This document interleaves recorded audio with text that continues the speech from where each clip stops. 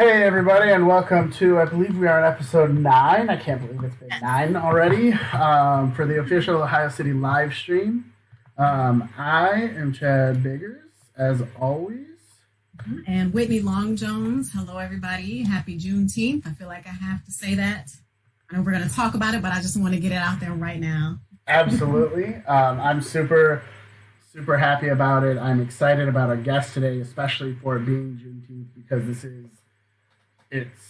I think there's a lot of attention finally coming to this, and finally coming to this day and what it means. And so I'm really excited to be able to amplify the voices of artists and the community in as many ways as we can. So I'm excited for it.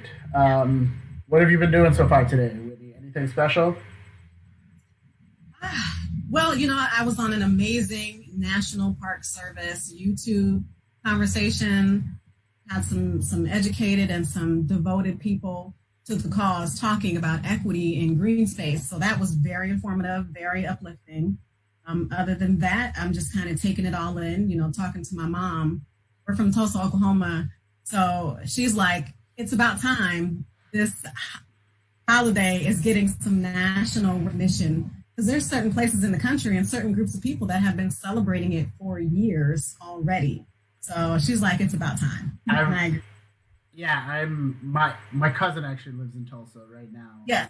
And she's from a small town on the Osage Reservation in Oklahoma called Pahuska. And so she's actually one of the arts leaders, and I think her and Malaz, who's our guest today, would just absolutely love each other and get along. And I think we're gonna try to make that introduction happen sometime. But I think that's a good segue into our guest for today.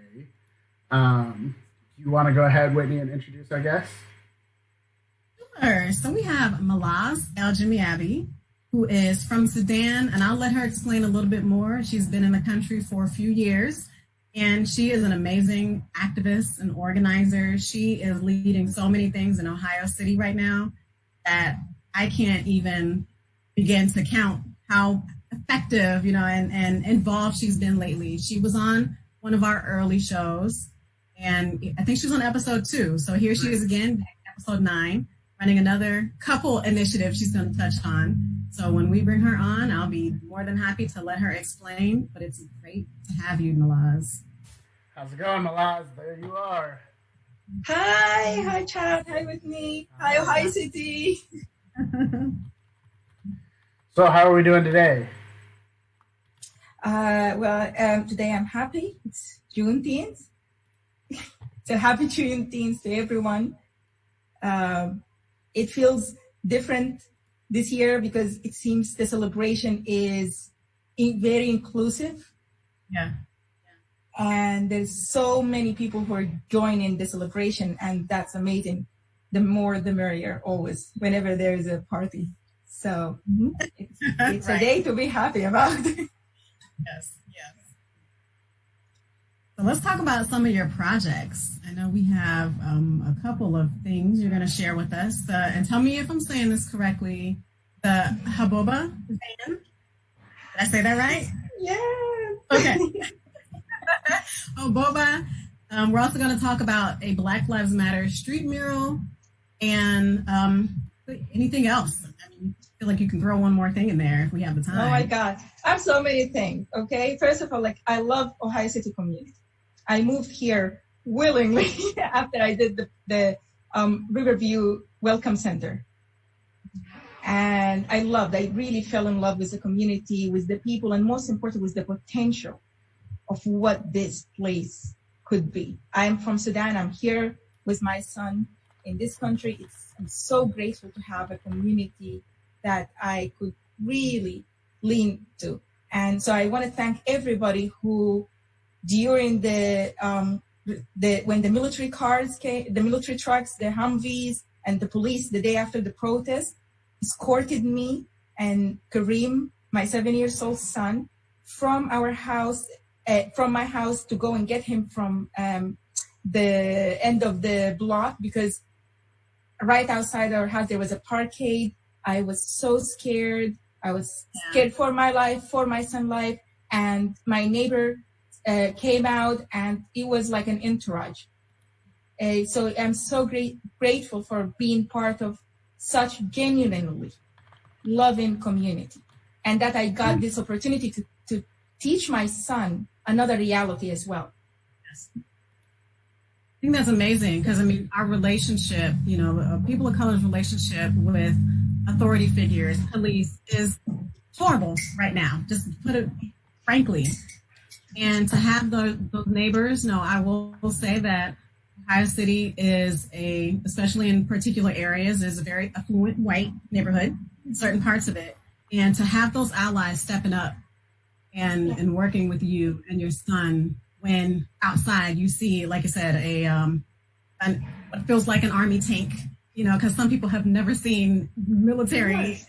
And I come from Sudan. I come from Sudan, where the legacy of American military is as worse as American police inside America. So when I saw those military tanks, I had the double fear that I know what they could do. I've seen what they can do outside the U.S. And I've seen the police inside there. So they just felt trapped, completely scared. And I wanted to protect the most precious thing to me, which is my son.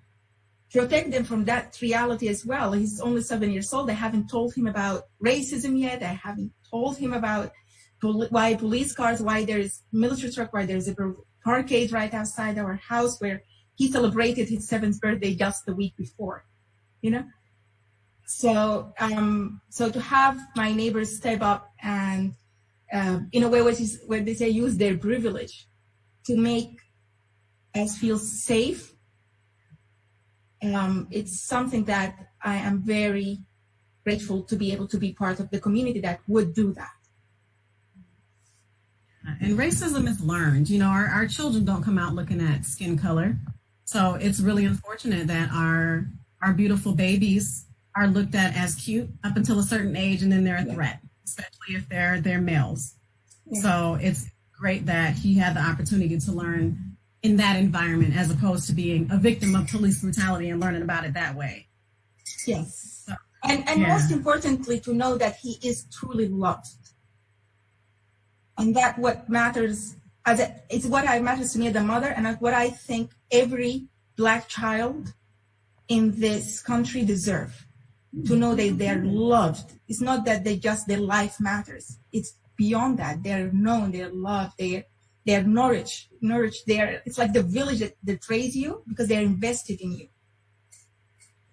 So we're very happy to be here. That's a great segue to talk about the Hobboba van. So tell us about the project you're working on. It sounds amazing. Well, okay, so it sounds like that I'm actually inside the van right now. That's amazing. So it's part of my work as a community architect. So I worked around the world, and in the Middle East, in Africa, and in Europe, and in America as well. And one thing that I really came to value is the importance of building the community before building for the community. And to do that, I really realized that the one thing that the first step we need to do is to listen. And this might sound very relevant to what's happening right now. A lot of people are coming to the realization that they don't know. They don't know other people. They don't know their stories. So I decided to convert this camper van into a mobile storytelling recorded studio. And telling the story of one community at a time. So we first wanted to start with our My Sudanese community in Cleveland. We're about 400 people. And we wanted to talk about what peace means to them in here after making Cleveland home and in their home country, Sudan.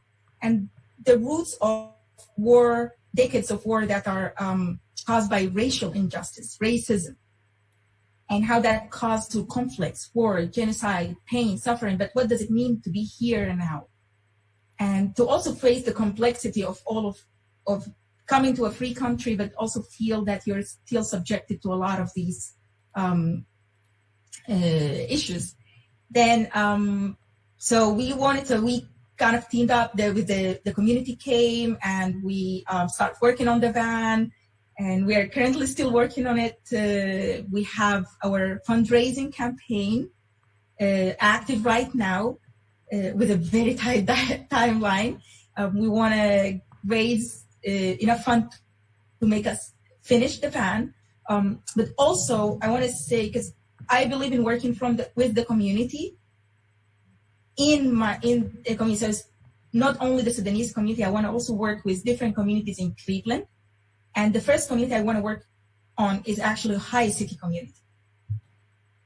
So the next project, the next, well, we call it the series or the stop for the van, and in fact, it might be the first one, is the Lakeview Terrace.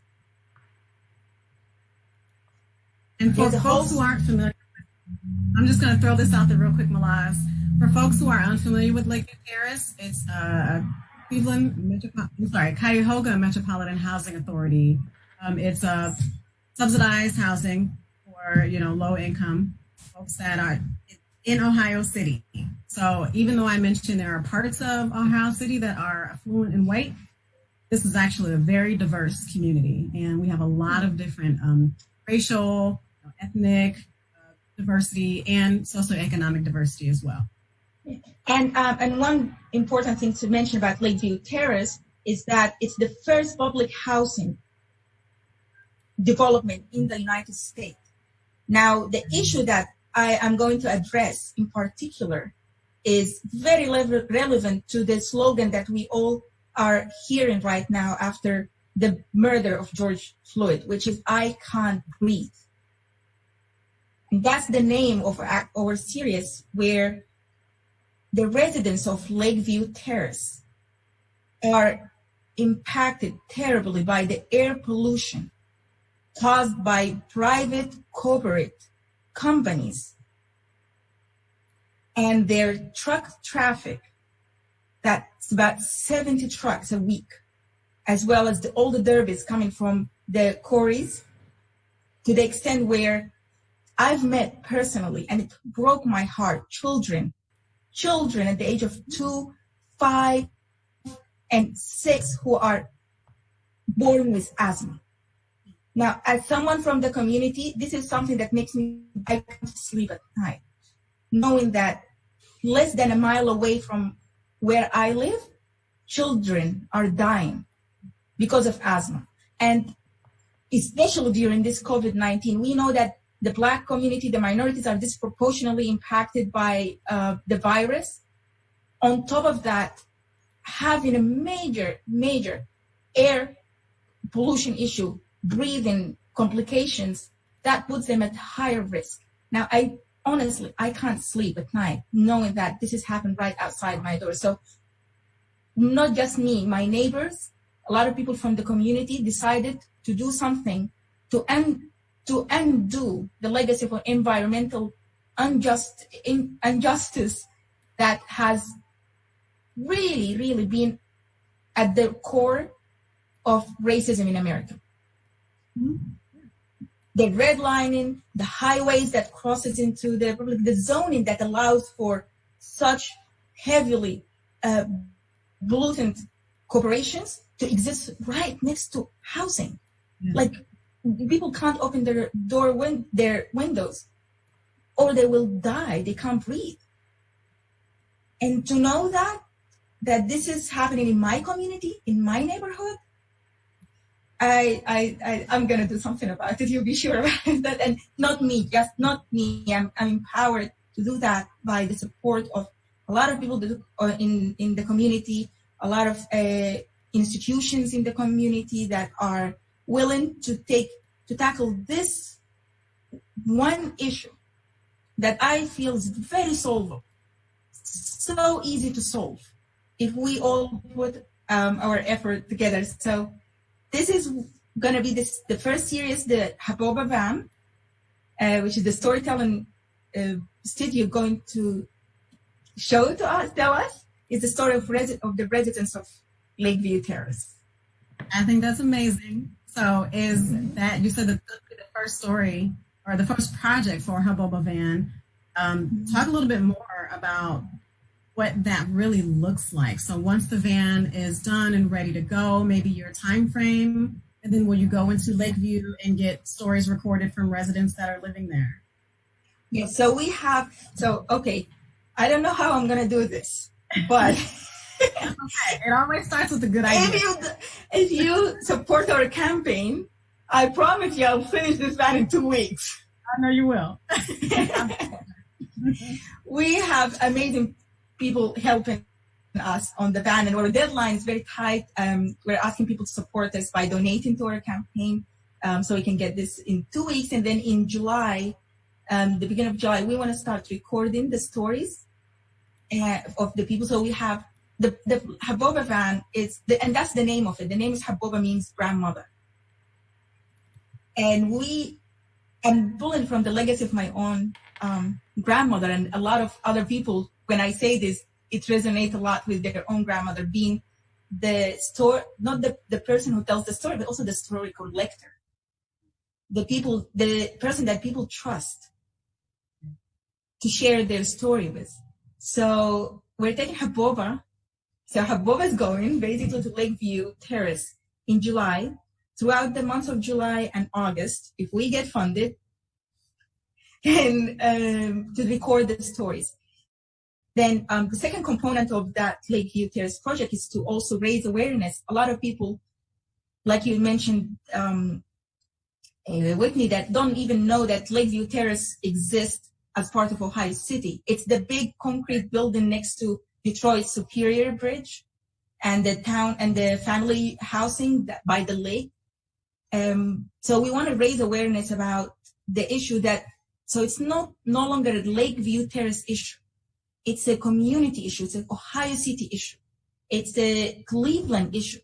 We can't celebrate Ohio City sustainable development by the West Side Market while ignore the environmental injustice right at the end of the street. Mm-hmm. So we want this to be the same way we celebrate sustainability is for everyone. And for that, we have to have everyone on board too. So tell us a little bit about your fundraising. I think this is a really good platform to let folks know about your IOBY campaign. Yes, we have an IOBY campaign, which means that also we have a matching fund. And so it means if for every dollar you pay, they give us another dollar. And trust me, after what I've seen from the Riverview care package and people donating and having us reach our goal in less than 12 hours, our goal this time is higher. It costs a lot to actually convert a van. But I'm pretty sure with the support of the community, and if they go to the link that I think I posted under or maybe you have it there, and donate to us. In our notes, the IOBY campaign link. Yes, we have the IOBY campaign link. It is also it's in the description. It is on the ticker's actually not up right now, but it's going to be on the ticker when we bring that back up. It is all over the place. We've shared it in the posts about this ahead of time. Like, we've done everything we can to make sure people can see it because we believe in this. We actually just reached we have like milestone goals, and we just reached our goal to get the electrical system out and going. We have solar panels that are going to be powering the whole van. Oh, wow. And we needed some extra elements like batteries and things, and we've reached this goal today. Our next goal is to raise about $3,000, if possible, to do the furniture on the inside. Mm-hmm. And then our following goal was to be the artist who is amazing artist. Her name is Kubra Hilali. She's an Iraqi refugee that lives in Cleveland, moved to Cleveland. It's an Iraqi-American artist who is going to do the exterior. I think you have a picture of that. We do. In fact, I'm putting it up on the screen right now. So please, she's an amazing artist. I love her work. We are asking people who would like to even be part of the project in other ways to send me in a message. Go to my Facebook, send me in a message, a sentence about your grandmother.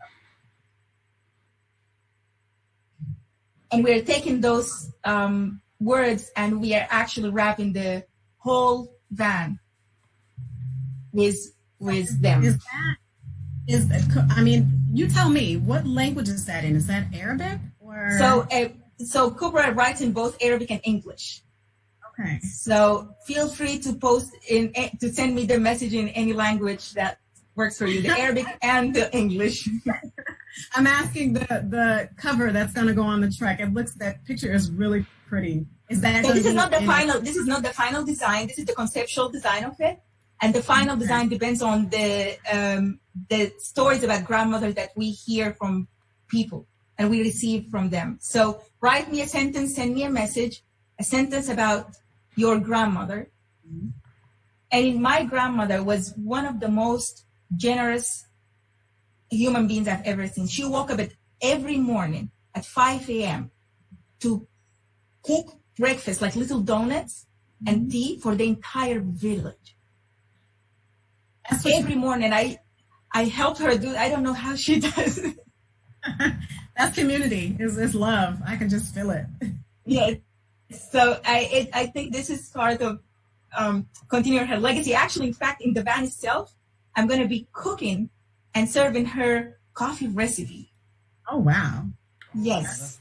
To the people we're interviewing. Now, I must say something. Because of COVID-19, this project works the best in community engagement. We are not going to do only the stories inside the van. We're actually going to do stories outside the van, around it. The same way I grew up, where people sit around the round table and have a cup of coffee and share their stories and talk together, not just talk to me, they're also talking with each other. That's listening to each other and sharing what does the community building take, what it takes to build a community. It's all about that conversation and that dialogue, and I love that idea. But I'm a sucker for sitting in circles. So. Yeah. We have a few minutes left. So do we have time to touch on the Black mural? Lives Matter mural chat? We have a couple minutes for that. Yeah, absolutely. Okay. So I posted a few days ago about doing an Ohio City Black Lives Matter mural, and there was amazing support from the community for it, and enthusiasm. And I know that we have a lot of artists. There are people who are going to be donating paint. Now we went ahead and wanted to do the process of applying for a permit, and they say it takes about 2 weeks. Now I think at least 2 weeks. Yeah. So what I think we're going to do is to protest that in a Black Lives Matter human mural that is going to be in West 25th. Because you know what? We are not going to wait too long for change. Like that drive. That's crazy. Yeah, so if you want to be, we're going to keep an eye for the post when we say we need volunteer or protesters to come and create a Black Lives Matter human mural protesting the bureaucracy and change of our policies and our cities, and for race against racism. Like, how many volunteers are you looking for? It sounds like you're going to need quite a few people. 100. Oh, that's a reasonable number. Well, okay. I think, yeah. Well, the more the merrier, like the celebration. I was just going to say, I think your challenge would be limiting it to 100. So. Yeah, it's the minimum of 100, but you know that in fonts, there's always like the regular and there's the bold. I like how you put that, right. You're looking for the bold font. Yeah. So the more the merrier, the more the bolder. Gotcha. We'll absolutely be happy to share that as soon as you get those ideas out, published. We'll share it as best we can. Yes. Yeah. No, I think I think that this community has a really I've worked with so many people. I've been in so many organizations. I know there's a lot of work that needs to be done, but I truly believe in the potential of this community.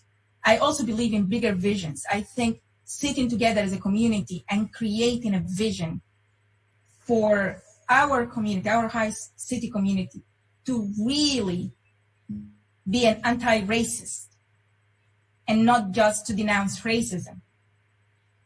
Right. About that, to understand how can we collectively create that change, businesses, individuals, homeowners, understand that every one of us is going to have to give up something in order to gain a better community. So I think, it's possible. Maybe we start with Lakeview, and if we do that, if we can make everyone in this community feel that they are part of this community, their well-being matters, and they are themselves are supported the same way my neighbors became my allies when I needed them because I was in danger. If that can be done to the community of Lakeview, I know that we can do it to the whole Ohio City. And Cleveland too. Yeah, Cleveland. Absolutely. I think that's one. Yeah, dude. Tell us where we are, Chad. I know we try to stay within our time guidelines, but sometimes these conversations are so good and they're needed. So I think it's interesting, and so I'll leave this to you guys. I know that we typically try to stick to about a half hour. The really good conversations tend to go a little bit longer. However, today's a little bit of a special day because Ohio City Inc., got to go ahead and plug this as well. Ohio City Inc. Has, as an office, is recognizing Juneteenth. And so our office is actually closed today, which means it's just you and I. There's not another meeting that we're backing up against. So if we want to continue this conversation, we still have double digits on viewers, so we can keep going as long as people want to continue to watch. How and as about long we as you take guys want to go. questions? Yeah, Let's we can questions. go ahead and throw that out there really quick. If anybody has any questions, I know we've got some people watching, so if you have questions, go ahead and post them up in on the comment section, and we'll get those asked.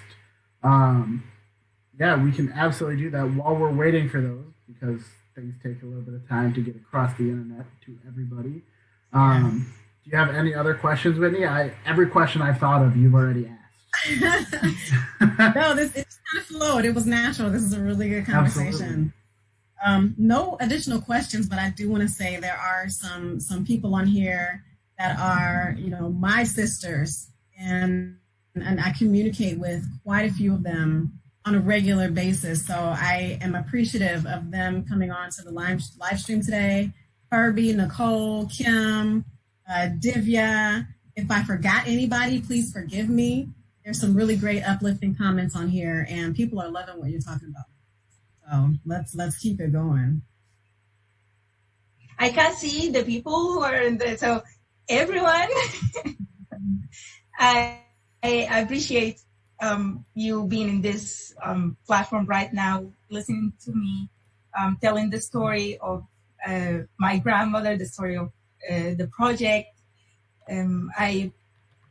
I really appreciate the support that I'm receiving from everyone in Ohio City community and from everyone from my family in Sudan and my friends from around the world. So really, thank you for everyone. I just put a note on here that we have time for questions, and if anyone wants to throw another comment out there, please do. So I do have a question from Donna. She wants to know the best way to start bridging the gap between some of the lesser recognized parts of the neighborhood, and how can resident groups work on being more inclusive? And we've had this question pop up before, so any insights you might have would be really appreciated. Oh, there it is. So I think the first part is to know that it's okay to make mistakes. Can you elaborate on that? Yeah. A lot of the time, we are afraid of connecting with one from a different part of the community to us, because we are afraid of making a mistake, of saying something wrong, of doing something the wrong way. that really no change is going to happen if we are scared to make mistakes. That's true. So it could be something as small steps or big steps, could be small things like acknowledging someone's existence. It could be something like reaching out, in being involved in knowing, trying to understand how can you engage in a meaningful way. What is happening in the community? Is there anything that you could actually like have interest together with, you know? And also just having conversation and talk. When I first, like for example, I was doing the project for the Riverview Welcome Center. I drove Uber in the neighborhood. And the fact that I did that so I could reach people who are not, they couldn't come to me. They either working, they either had different life circumstances. But one thing I learned that there isn't really a barrier for talking with someone. People share their stories, people start talking, I start connecting with them. So sometimes it's going to any like part of the community that you feel you are not familiar with. You don't know the people. Maybe there is a church that you can start there. Maybe there is a place where community gather. Community already happens. There's a community center. Then you can see what is happening there. Can I come? Sometimes it's also organizing. If you are in a place where, and I know Donna works like for OCI, right? Mm-hmm, yeah. Making sure that when you are organizing an event, what is your outreach looks like?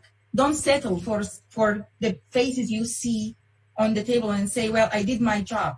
Maybe the way I reach out to people is inaccessible to them. There is a huge digital gap, for example. Maybe so post online, things that happens that we post on social media we take for granted, other people don't know about it. So sometimes it's not that I just don't want to come, it's I don't know about the whole event. So diversify in how you're going to reach who you want to be there. Mm-hmm. Maybe it's face-to-face. Maybe it's a letter by mail. Maybe it's knocking on a door. Maybe it's just inviting once, twice, 3 times until you're actually able to build trust. And I think from there, a connection is going to happen organically, because once you have the basics for how community works with trust, genuine care, and accountability, sustainability, like something that's happening over a long time, knowing that a relationship takes time, and a relationship is a long thing. It's never like it's not just going and seeing somebody saying hi. It's like really building a long-lasting relationship. Yeah, I agree with that. Relationship building is huge. And I'll say that one thing we are working on at Ohio City Inc. is that engagement plan. You know, what does that process really look like to make sure we're reaching as many people as possible? You know, whether that means doing some door knocking, because like you're saying, not everybody has internet, or not everybody's going to get our emails. So what are we really doing? How are we working on that relationship? And how are we meeting people where they are? And how are we making it relatable to their lives? Because just because we have a project doesn't mean that you're interested in it. So what can we do? What are you doing that we can support? It's also getting feedback and input and information from the residents, as opposed to us just providing something for you to say, okay, here it is. We have the answers, because we don't. So I want to make sure that everybody understands that as well. Yeah. So that's really important that you mentioned. Yeah, and it's always like the best community building comes when people are truly invested in what is happening. And I'm just gonna give an example. Let's say you have an art institution in the neighborhood, and you want to attract the the people in your community and have them vested by that, because being part of the community means being open to have input from what could be there. And to allow that to come as you talk with the people, to know that you're going to let go of some of your power if I want it to be this way. Like let's say this is an idea, the community wanted to do the mural. And then they come together and they say, well, you know what, we want to do something this where we feel that this is going to be more powerful way to do it. Yes, let's do it. So I think being relevant, like you said, Whitney, is very important. And this, the issue, for example, of Lakeview Terrace came from conversation with the community itself. Asking them, what is the thing that is really most essential to you right now? Yeah. And saying that my life, my ability to actually exist, breathe, the health of my children. Meeting basic needs first is really important before we can expect someone to jump on another project that we're working on. Yes. I do have another question. So I started a watch party on my page, and my good friend Nicole is asking, can you speak to the importance of intergenerational community building? Yes. Oh my goodness, this is amazing. Well, like I said, I was raised by my grandmother. So my mom was a working mom, is a working single mother. So I spent a lot of time with my grandmother. She was the one who raised me. I wouldn't have been the person I am now without the wisdom and the unconditional love that she gifted me with, in that process. So I think every person in this community, especially when we're talking a different generation and people who have a lot of experience, have experienced a lot of life events and been through a lot, they have so much to give. And I've learned that with working with the Riverview's residents, it's a senior housing on West 25th. There's about 500 there. That place is a treasure.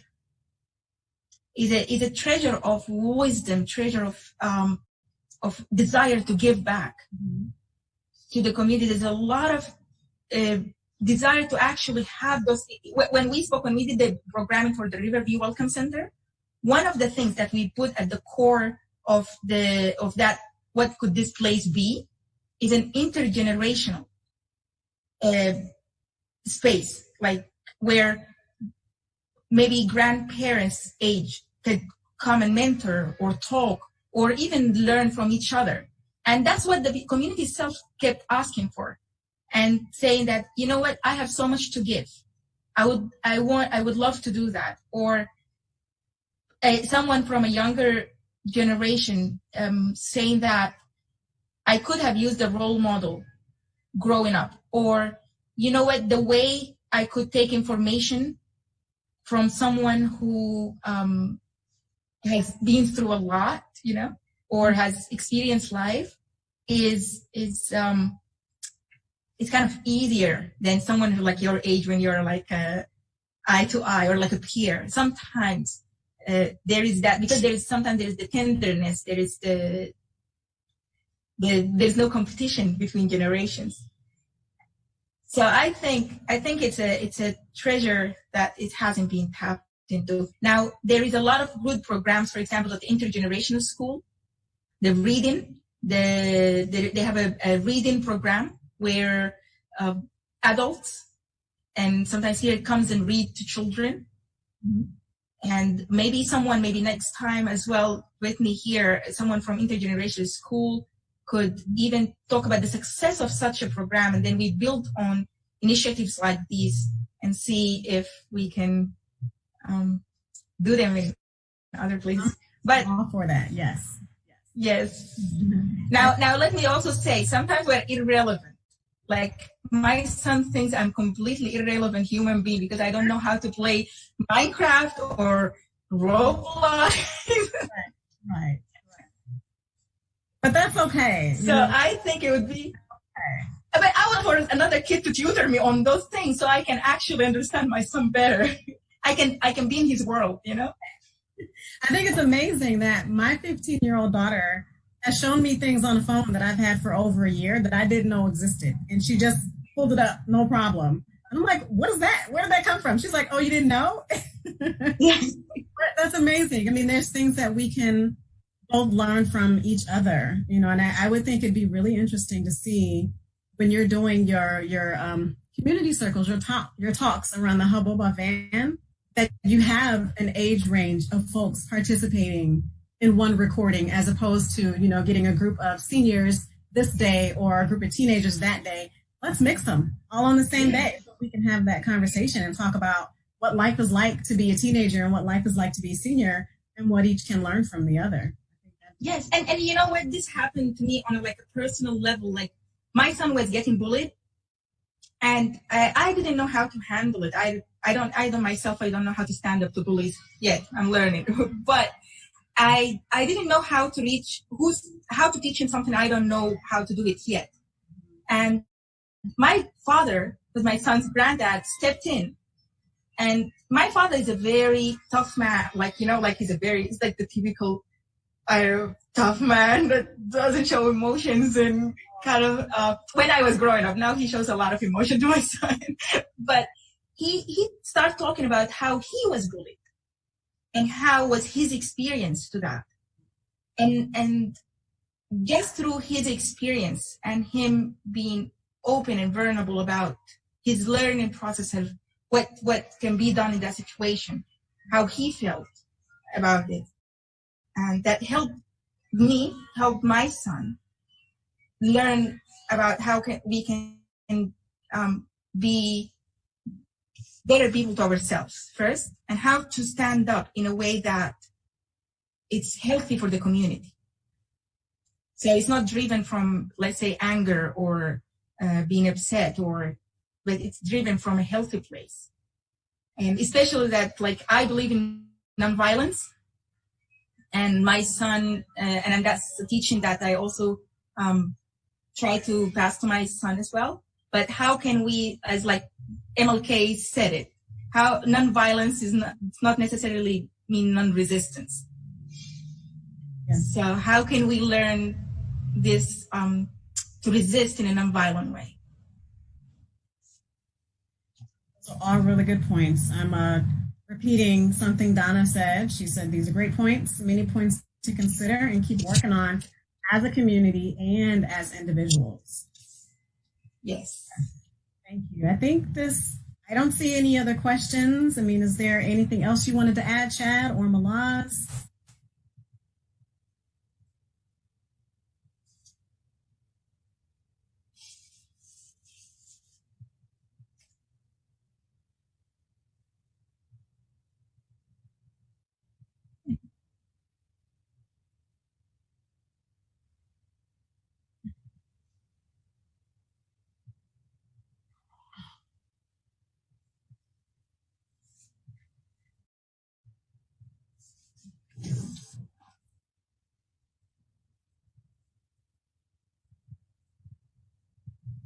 Mm-hmm.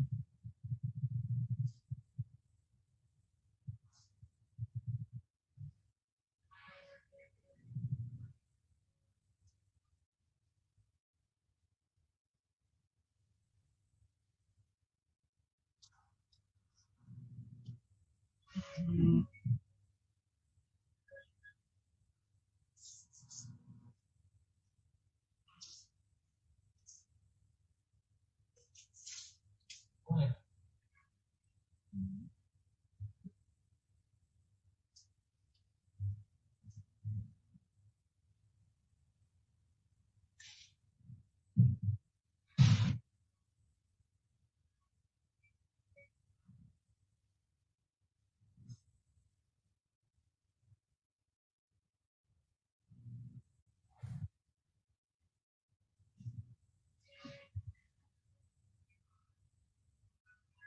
That's a good point, Chad. I agree with that completely. Vulnerability is a big, big thing that we all have to become a little bit more comfortable with, because no one's perfect. And if nobody messes up, how do we know well we can be, how effective we can be. And I think I wanted to add something to that. So I'm not a big support of cancellation culture, because I think cancellation culture. I'm gonna start saying that. Yeah, it's cancellation. It's when someone makes a mistake, they don't get a second. They don't get the space to learn from it. Now, sometimes you do learn from the reaction of how people kind of responded to you. You learn that your word or your actions have impacted someone. And that's a way, kind of like a flag to you to say that, hey, what you've done or what you've said or what you've done did harm me or hurt me or impacted my life or continuing the harm in my life. But the other day I received a letter from one of the organizations, the professional organization that I belong to. And the letter was so tone deaf by the president of that organization. It basically read, "All life matters." And to see that this is an organization that I look for support, to have their leadership be so oblivious to what is happening, but also the members, their members, what is happening to them and to their struggle, either personally or like collectively at that previous weeks, was very hurtful to me. And my first reaction to that was that I wish that organization was canceled, like the whole cancellation culture. Gotcha. They need to be called out. They need to be all of that. But then I realized that if I'm doing this, how can I allow them to make mistakes? Mm-hmm. And I know this is falls a lot on, most of the time, on the people of color, to be patient, to educate, to be the one who's going to be receiving all the time of ignorance or like mistakes or even well-intentioned mistakes. And from that part, I know the struggle. I know it's exhausting. And I think we are continually actually being patient. Like nobody can live with all the time trying to correct or point or do something like that. But I think it's also important for the other parts to take some of the, someone say this has been a mistake, like what Chad said, to take it without defensiveness, to take it as a moment of learning. So for both sides to be a little bit more compassionate with each other, and with themselves as well,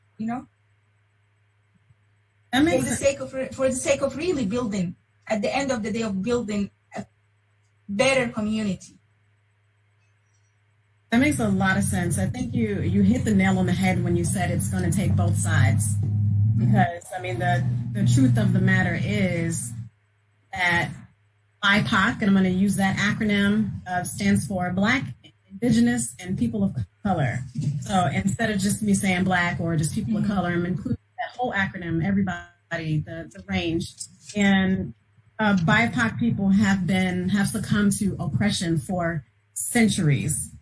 And there are so many people who are frustrated and tired of fighting the fight because there is very little attempt on the opposite side. And I say that broadly. There are a ton of allies, so please, everybody, take that with a grain of salt.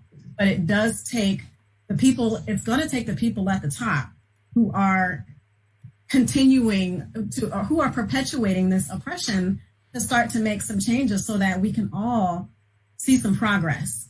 So we're doing the work at the bottom, we're putting in the energy, and we are attempting to make that change from the ground up. But it has to come from the top down as well. So I think there's a lot of people putting that effort in too, but it is going to take both sides. And unfortunately, there is division, so I have to claim it that way, sides. That's the honesty of the reality of the situation. So I appreciate you bringing that point up, Malaz. So, So I appreciate everything you said, Malaz. I did realize that there was a slight tech issue when I was giving my beautifully worded and perfect speech that I said just a few minutes ago. So I'm going to repeat that in just a moment. But I did want to. We are coming up on, believe it or not, almost an hour of this conversation. I think that's phenomenal. But we do have to a couple more updates that we have to mention, and so I wanted to say while we still have you, Malaz, that first of all, congratulations on being the first repeat guest on Ohio City TV. Right. You've officially been on here more than anyone other than myself and Whitney, so which is awesome. And congratulations on the project that you're working on. I think this band is going to be amazing. I think it's phenomenal, and especially seeing how quickly everyone rallied around the Riverview Care Project and other IOBY projects that have happened in the neighborhood. I think it's going to be amazing. And I have no doubt that you'll reach your goals. So congratulations on everything. I'm excited to see what's coming up in the future. And thank you so much for coming on again. Yes, thank you, Malaz. And you'll probably be on again. You always have something going on. So I think, I mean, there's always something. And so I know that I will be working as long as there is something that needs to be, or it's not just a need. This is something I love doing. It's not I'm coming out of a place of need. It's coming a place, and I know all the community who did work, the people who helped me in the Riverview, it's also coming from a place of where they love to do this. They love to be active in the community and community builders and working on that. So thank you so much for having me here. I want to use this platform to really give a shout to some of the local artists that have helped a lot in a lot of the projects that I worked. Michael Cannon, who's a photographer and helped with the photography, the portrait projects when we wrapped the Riverview Welcome Center. And also Thomas Lumpkin, an amazing painter whose exhibition was put on hold because of COVID-19. So as soon as things opens out and his exhibitions comes back, I would really love for the whole community to show love and support to him as well. And and everyone who's sort of like going to be part of the Black Lives Matter mural, human or thing. Yeah. That's awesome. We'll definitely share both of those and plan to participate. Yes. Yeah. Thank you. Thank you. And goodbye, Malaz. Talk to you See you later. Bye-bye. Bye. All right, Whitney. So it's just us again.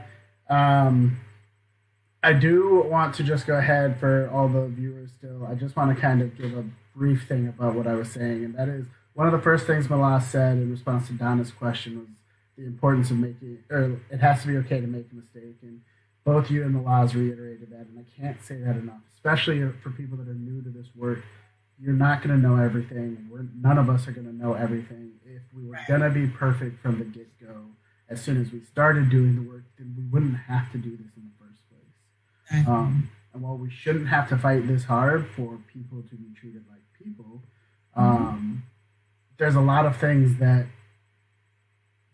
all of these systems have been built on that we don't even recognize. And so there's a ton of information out there. I encourage everyone to do all of the work, read all of the books. I know a couple weeks ago we had Paula and Wilbur on, and should have mentioned it while we still had Malaz on. But one of the things that we had talked about was that they were working on putting together a racial equity book club to talk about the stuff. Oh, Some of that. And I think, once again, Malaz being a part of a little bit of everything, but things like that. Like, there are a ton of books out there, so make sure you're reading and you're being a part of this stuff.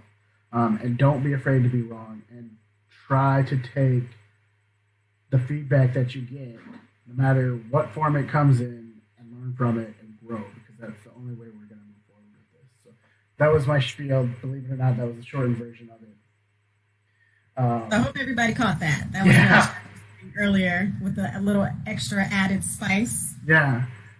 So we do have some updates we want to go go through really quickly. I'll put those up on the screen and we can make sure we're talking about them. The first, as always, is your wonderful text line that you've been managing, Whitney. Yes. So we did start the Ohio City text line to address what, something we spoke about a little bit earlier on this broadcast, to address the digital divide. Not everybody gets our newsletters online or receives the email update. So we put information out there where you can subscribe by texting the word subscribe to 216-250-1919 to receive weekly updates on happenings in Ohio City. That's wonderful. I hope that's going well. I know last week, as soon as you said it, you got a couple of subscriptions right away. So I hope that's happening again. I know. I have my phone here, so subscribe, guys, and you'll get a confirmation back immediately. Wonderful. And then the other thing we want to talk about is the Irishtown bin cleanup coming up yes. next weekend. Yep, on June 27th, we will be addressing that hillside that's caving in. Unfortunately, there's a huge project associated with that. A lot of partnerships around making that into a public green space in the next few years. But in the meantime, we're going to do a little bit of cleaning at June 27th between 10 a.m. and 5 p.m. Show up for an hour or show up for however long you'd like to be there. And we'll meet at the West 25th parking lot at 1477 West 25th Street. We have more information for you, but that's the gist of it. And all the information on that is available in the description for the video, as well as on Ohio City Incorporated's Facebook page. We're making posts about it. We'll keep making posts about it. So please make sure you are going to try to be there if you can. I will be there. The Clean and Green trailer will be there, which is going to be really important because all the supplies we could possibly need are going to be there. And I think most, if not all, of Ohio City Inc. staff is going to be there. So if you haven't seen us in a while because everything's been closed down, it's a good chance or a good opportunity to catch up. And I will throw this out there too, Chad. It's a large enough space so that we can make sure we're maintaining that physical distancing, the social distance, and adhering to COVID-19 safety guidelines. Please come with a mask. We will provide rubber gloves, water, fruit, and there's a registration table at 1477 West 25th Street. So go up between 10 and 5. Wonderful. And then lastly, we do have the Ohio City Inc. annual meeting is finally happening. So we're not too far behind, I don't think. A couple of months maybe. But June 25th, next Thursday, we will be hosting the annual OCI annual meeting on Facebook. It'll be at 5:30, facebook.com/Ohio City Incorporated. If you are seeing this video right now, then you are in the correct place to also see the annual meeting. And so you can find out what all we did in 2019 and what we're working on and coming up. So I think that's a great opportunity for everyone to join us. So hopefully we'll see / read your comments there. That's all I have. You got anything else, Whitney? Yes, I do want to point out that we've been operating a small grants program since 2018, but of course, with everything that's happening, we've altered the guidelines. So every Friday at 11:59 p.m., please submit a grant to me. The website, if you want to send it online, it's www.ohiocity.org/grants. And you can receive up to $250 as an Ohio City resident. And sorry, everybody that's watching, this is specific to Ohio City, but it's to support any racial equity projects that you may have or addressing any needs from residents suffering from COVID-19. So please submit that to me. If you need a physical copy, a hard copy, paper copy, give me a phone call or shoot me a text at the number I mentioned earlier, 216-250-1919, and we'll figure out a way to get you a paper copy. Wonderful. And that information is also, again, in the description. And if we missed any updates, they're in the description. It's all there. So, sometimes I forget things live. It's part of the challenge of being live. But I think that'll be a wrap at an hour-long broadcast for everybody. enjoy the rest of the day. Have a great weekend. Next week, we're actually really excited. We are going to have Metro Health and Urban Community School both are going to be on to talk about the partnership and what that's going to look like for Ohio City and the new urban campus. So make sure you tune in next week as well. That's all I have, everyone. I will say happy Juneteenth again. And thank you, Nation, for finally acknowledging it on a broader scale. And all the fathers, have a great Father's Day this coming Sunday. Oh, yeah. Happy Father's Day. Yeah. Totally forgot that. Yes. All right. Thanks, everyone, for watching. Thank you all. Have a See you good next weekend.